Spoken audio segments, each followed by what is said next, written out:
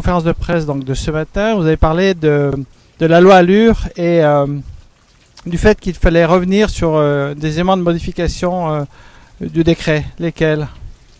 Alors il y a des éléments qui méritent une simplification. En premier lieu, l'obligation de rédaction des annonces avec les mentions concernant la copropriété, les charges, le nombre de lots, mais également la mention sur le mandataire ad hoc quand la copropriété est en difficulté. On pense que ces informations seront bien entendu délivrées à l'acquéreur pour toute transparence, mais que dans le corps de l'annonce, il faudrait une simplification. Deuxième exemple, sur les compromis. Lors de la rédaction du compromis, de la rédaction de la promesse de vente, tous les documents qu'il faut joindre sont listés et quelques-uns vont au-delà de ces documents.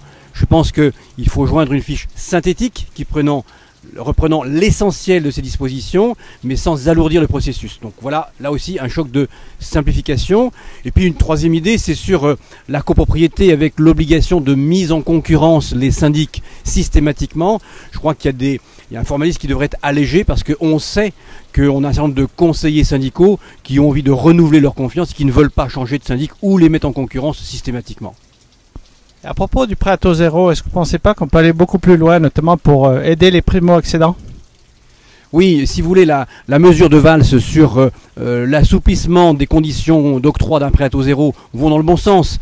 Dans le neuf, on estime que ça va générer un certain nombre de prêts à taux zéro supplémentaires, donc d'acquisition dans le neuf pour relancer la construction.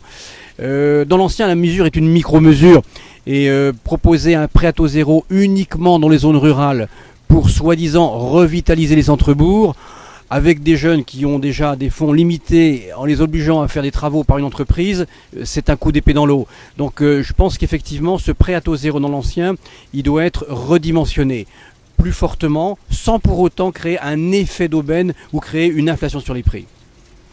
Vous sortez du ministère, vous avez discuté avec la ministre de l'encadrement des honoraires de location. Qu'en est-il aujourd'hui ? Nous essayons d'être sur un assouplissement de la réglementation et d'arriver à un résultat qui soit un résultat réaliste. Réaliste pour l'économie de nos entreprises, mais aussi réaliste pour l'attente des services qu'en ont nos clients, les consommateurs, les locataires.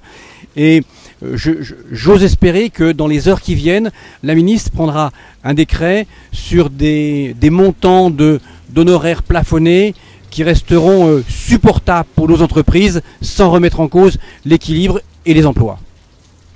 Et au niveau du Conseil national, vous avez eu gain de cause ou pas alors? Alors au niveau du Conseil national, vous savez, il y a bien entendu le nom du président, mais il y a aussi sa composition, le nombre de sièges, la durée du mandat, qui va représenter, comment il sera composé. Et écoutez, les décisions vont tomber dans les heures qui viennent. Je pense que nous allons pouvoir prouver à nos adhérents que nous aurons été entendus au moins en partie.